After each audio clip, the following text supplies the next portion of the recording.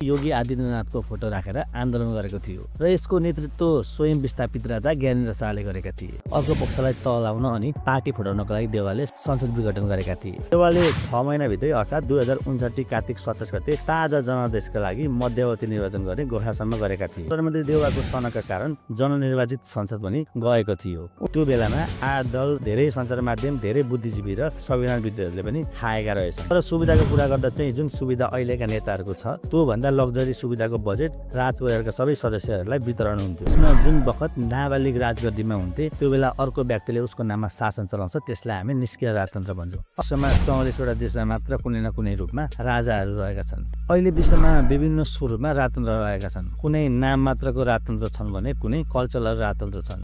2059 असोज 18 मा तत्कालीन राजा ज्ञानेन्द्रले प्रधानमन्त्री शेरबहादुर देउवालाई बर्खास्त गरेर लोकेन्द्रबहादुर चन्दलाई प्रधानमन्त्री बनाए। पछि फेरि लोकेन्द्रबहादुर चन्दलाई बर्खास्त गरेर सूर्यबहादुर थापालाई प्रधानमन्त्री बनाए। फेरि सूर्यबहादुर थापालाई अपदस्थ गरेर 2061 जेठ 21 गते शेरबहादुर देउवालाई दोस्रो पल्ट प्रधानमन्त्री बनाए। फेरि त्यही वर्ष 2061 माघ 19 अर्थात् 7 महिनापछि उनलाई असक्षम भन्दै शाही घोषणाद्वारा राज्यसत्ता आफ्नो हातमा लिएको घोषणा गरे। उनले संविधानको धारा 27 को उपधारा 3 लाई टेकेर कु गरेका थिए। उनले त्यो बेलाको मन्त्री परिषदलाई विघटन गरी आफ्नो अध्यक्षतामा मन्त्री परिषद गठन गरेर त्यसपछि आउने सरकारमा कमल थापालाई गृहमन्त्री बनाएका थिए। राजा ज्ञानेन्द्र शाहले राज्यसत्ता कु गर्नु अघि राजनीतिक दल र त्यसका नेताहरूले के कस्तो राजनीतिक चलखेल गर्न भ्याए त, उनीहरू बीच के कस्तो विवाद उत्पन्न भयो, त्यो बारेमा एकछिनमा कुरा गर्नेछु। 2062 चैत 22 गतेदेखि 7 दलको अगुवाईमा माओवादी र नेपाली समाजका अगुवा बुद्धिजीवीहरूसँग मिलेर 19 दिने ठुलो आम हडताल भयो र नेपालमा लोकतान्त्रिक व्यवस्था सुरु भयो। त्यसको नतिजा स्वरूप 2063 साल वैशाख 11 गते राति अर्को शाही घोषणा गरी 4 वर्ष अघि विघटन गरेको प्रतिनिधि सभा बिउजाउन राजा बाध्य भए। तर आन्दोलनको समयमा संघीयता र धर्मनिरपेक्षको कतै स्वर सुनिएन। मात्र स्वर थियो ज्ञाने चोर देश छोड भन्ने। तर पछि संघीयता र गणतन्त्रको कुरा कहाँबाट आयो भन्ने कुरा भिडियो पुरा हेरेपछि बुझ्नुहुनेछ। र 2065 साल जेठ 15 गतेका दिन 240 वर्षको जहानी राजतन्त्र अन्त भई देशमा लोकतान्त्रिक गणतन्त्र र हिन्दू राष्ट्र हटाई धर्मनिरपेक्षको स्थापना भयो। त्यस्तै फेरि राजतन्त्र र हिन्दू राष्ट्रको अन्त्य भएको 16 वर्षपछि अर्थात् 2081 फागुनमा गणतन्त्रको विरोधमा काठमाडौँमा प्रदर्शनमा उठेको त्यही जनलहरको भिड हो यो भिडले हिन्दू राष्ट्रको पक्षमा पनि योगी आदित्यनाथको फोटो राखेर आन्दोलन गरेको थियो र यसको नेतृत्व स्वयं विस्थापित राजा ज्ञानेन्द्र शाहले गरेका थिए। र यस आन्दोलनमा सहभागी थिए कमल थापा, ज्ञानेन्द्रबहादुर शाही, राजेन्द्र लिनेन जस्ता धेरै राजावादी नेताहरू। अनि साथै त्यहाँ सहभागी थिए कुनै बेला गणतन्त्रको वकालत गर्ने काङ्ग्रेस, माओवादी र एमाले हुँदै अहिले राजावादी बनेका पटक पटक विवादमा आइरहने मेडिकल व्यवसायी दुर्गा परसाई भने राजासँग एउटै गाडीमा सायद राप्रपाका नेताहरूबाट विस्थापित राजा ज्ञानेन्द्र शाहले आश मारिसकेका हुन सक्छन्। आखिर 16 वर्षमा यस्तो के भयो जसले गर्दा आफैले फालेको राजतन्त्रको माग गर्दै लाखौं मानिसहरू फेरि सडकमा आउनु पर्यो? के साँच्चै राजतन्त्र नै ठिक थियो त कि गणतन्त्र ठिक? राजतन्त्रात्मक प्रणालीभित्र पनि के कस्ता राजतन्त्रीय व्यवस्थाहरू हुन्छन् त? के राजतन्त्र फेरि फर्केला त?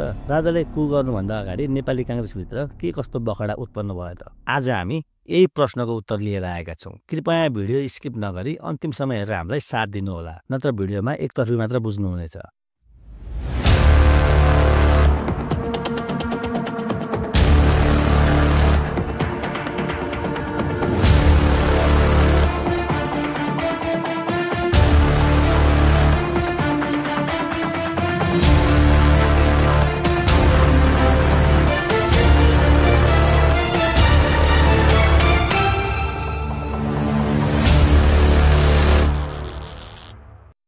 2059 जेठ 8 गते राति तत्कालीन प्रधानमन्त्री शेरबहादुर देउवाले राजा ज्ञानेन्द्र समक्ष प्रतिनिधि सभा विघटनका लागि सिफारिस गरे। आफ्नै पार्टीभित्रको किचोलका कारण अर्को पक्षलाई तलाउन अनि पार्टी फुटाउनको लागि देउवाले संसद विघटन गरेका थिए। त्यसबेला देउवाले छँदाखाँदाको संसद विघटन गरेर 6 महिनाभित्रमै आम निर्वाचन गर्ने गरी मिति समेत घोषणा गरेका थिए। तर तोकिएको मितिमा चुनाव हुन सकेन। यसको विपरीत लोकतन्त्र नै गुमियो र देश प्रतिगमनतर्फ धकेलिएको थियो। जननिर्वाचित संसद भङ्ग भएपछि सत्ता देउवाको हातबाट राजा ज्ञानेन्द्रको हातमा पुगेको थियो।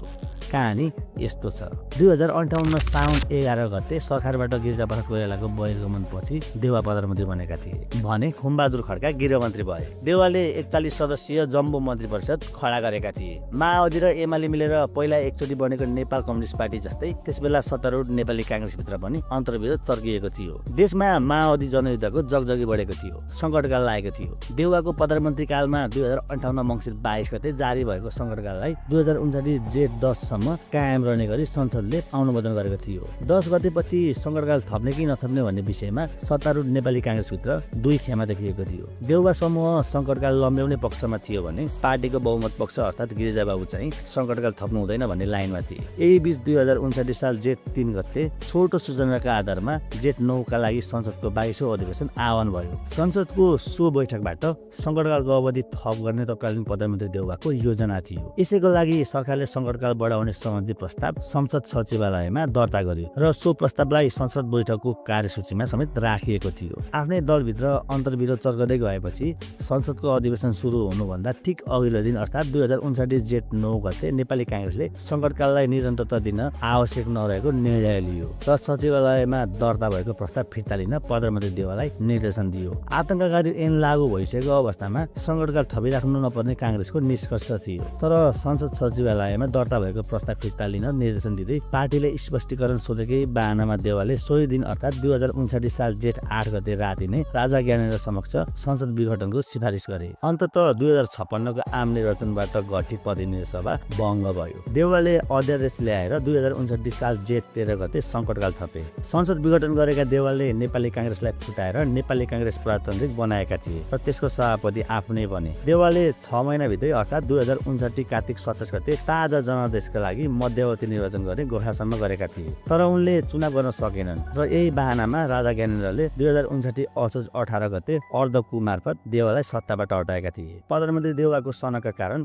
जननिर्वाचित संसद पनि गएको थियो। उनको आफ्नै खुसी पनि गयो। देउवालाई हटाएपछि ज्ञानेन्द्रले 2059 असोजमा लोकेन्द्र बहादुर चन्दको नेतृत्वमा कठपुतली सरकार बनाएका थिए। 6 महिनापछि 2060 जेठ 28 मा लोकेन्द्र बहादुर चन्दलाई पनि हटाएर सूर्यबहादुर थापालाई प्रधानमन्त्री बनाए। 2068 जेठ 20 मा फेरि सूर्यबहादुर थापालाई पनि हटाएर शेरबहादुर देउवालाई नै प्रधानमन्त्री बनाए र राजा ज्ञानेन्द्रले 2061 सालभित्र चुनाव सम्पन्न गर्न देउवालाई हुकुम दिए। तर 8 महिनापछि अर्थात् 2061 माघ 19 गते नै ज्ञानेन्द्र शाहले शाही कु मार्फत सत्ता आफ्नो हातमा लिँदै देउवालाई दोस्रो पल्ट असक्षमको पगडी लगाएर गलताएका थिए। अनि माघ 20 गते राजाले आफ्नै अध्यक्षतामा मन्त्री परिषद बनाएका थिए। निरङ्कुश राजतन्त्रको अन्त्य र पुनः प्रजातन्त्र बहालीका लागि 7 राजनीतिक दल र माओवादीका आह्वानमा लाखौं जनता सडकमा आएका थिए र त्यस्तै आन्दोलनमा ठूलो संख्यामा नागरिक अगुवा, पत्रकार, वकिल, शिक्षक, नागरिक समाज, बुद्धिजीवी, कर्मचारीको लगायतको उपस्थिति थियो। यसलाई अनिश्चितकालीन आम हडताल पनि भनिन्छ। यो आम हडताल 19 दिनसम्म भएको थियो। यसमा लाखौं सर्वसाधारणले उपस्थिति जनाएका थिए। देउवाको पार्टीले पार्टी टुक्राएको 5 वर्षपछि 2064 सालमा काङ्ग्रेससँग एकीकरण गरेको थियो। अब कुरा गरौँ 2063 सालपछिको। माओवादी भूमिगत जनयुद्ध सकेर 2063 सालपछि चुनावको राजनीतिमा आए। प्रचण्ड र माओवादीका नेताहरू मूल राजनीतिमा आएपछि यति हौसिए कि उनीहरूले कहाँ के बोले पत्तै पाएनन्। तर सामाजिक सञ्जालको सुरुवाती समय थियो। भिडियो त छ्यापछ्याप्ती पाइन्छ नै। उनीहरू नेपालमा 10 वर्षभित्र स्विजरल्यान्ड बनाउँछौ भन्दै भाषण सार्दै हिँड्थे। कतिले त 10 वर्षभित्र मेरो देशलाई दक्षिण एसियाकै सबैभन्दा विकसित मुलुक बनाउँछौ भन्दा पनि भ्याएका थिए। त्यही अभिव्यक्तिमा विश्वास गरी 64 सालको पहिलो संविधान सभाको चुनावमा माओवादीलाई जनताले भारी मत दिएर देशकै ठुलो पार्टी बनाएका थिए।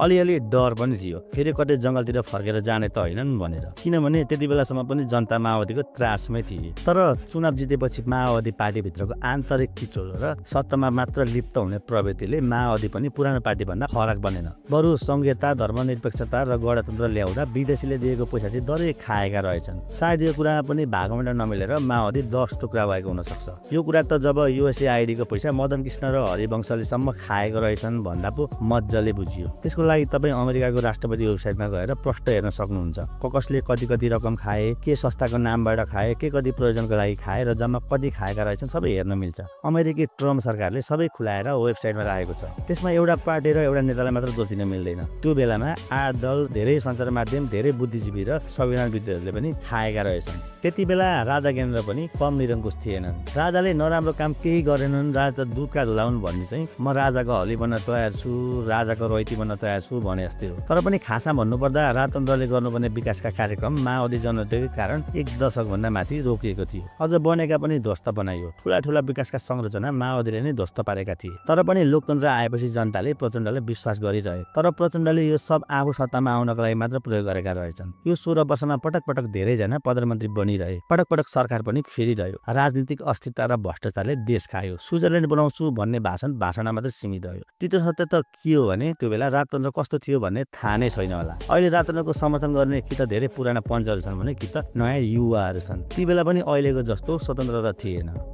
सरकार र राजाको विरोधमा अहिले जस्तै जथाभावी लेख्न बोल्न पाइँदैन थियो, चाहे सबै भाषाको प्रयोग नै किन नहोस्। राजा मात्र होइन, राजपरिवारका सदस्यहरूको पनि खुलेर विरोध गर्न पाइँदैन थियो। तर अहिलेको जसरी खुलेर बोल्न प्रतिबन्ध चाहिँ लगाएको थिएन होला। अहिलेको जस्तो राजनीतिक अस्थिरता त्यो बेला पनि थियो, तर त्यो अस्थिरता ल्याउने यिनै नेता र पार्टीहरूका मन्त्री प्रधानमन्त्रीहरू थिए। तर सुविधाको कुरा गर्दा चाहिँ जुन सुविधा अहिलेका नेताहरूको छ त्यो भन्दा लग्जरी सुविधाको बजेट राजपरिवारका सबै सदस्यहरूलाई वितरण हुन्थ्यो। तर भ्रष्टाचार अलिक कम हुन्थ्यो, किनभने नेताहरू राजासँग डराउँथे। राजाले भ्रष्टाचार गर्दा पनि नीतिगत भ्रष्टाचार मात्र गर्थे। तर राजतन्त्रको बेला नराम्रो काम मात्र पनि भएको छैन, केही राम्रो काम पनि भएका छन्, स्पेसल्ली राजा महेन्द्रको पालामा। राजा महेन्द्रको पालामा धेरै ठुला राष्ट्रिय गौरवका आयोजनाहरू निर्माण भएका थिए, जस्तै महेन्द्र राजमार्ग, त्रिभुवन अन्तर्राष्ट्रिय विमानस्थल, कोदारी राजमार्गको निर्माण, नेपाली नोट प्रचलन, प्रज्ञा प्रतिष्ठानको स्थापना र धेरै उद्योग कल कारखानाको निर्माण गरेका छन्। साथै राणाहरूले कर असुलेर लुकाएर राखेको अकुत सम्पत्ति महेन्द्रले त लगाए। तर 46 सालपछि सबै नेताहरूले कमिसनको लागि यी सबै उद्योग धन्दा बेची खाए। अनि ज्ञानेन्द्रले दोस्रो आन्दोलनमा त्यति बेला सेनाबाट दमन नगराउनु पनि एउटा राजाको सही धर्म थियो। अरू सिरिया, लिबिया, युगान्डा जस्ता देशहरूको सैनिक दमन हेरिकन नेपालमा आन्दोलन दबाउन सेना परिचालन खासै भयो। यी देशमा लाखौं जनता मारेपछि मात्र डेमोक्रेसी आएको थियो। कति राजा त देश छाडेर भागे, कतिलाई जनताले नै सडकमा लखटी कुटेर ढुङ्गाले हानेर मारे। झन् ज्ञानेन्द्र शाहले राजगद्दी त्यागेपछि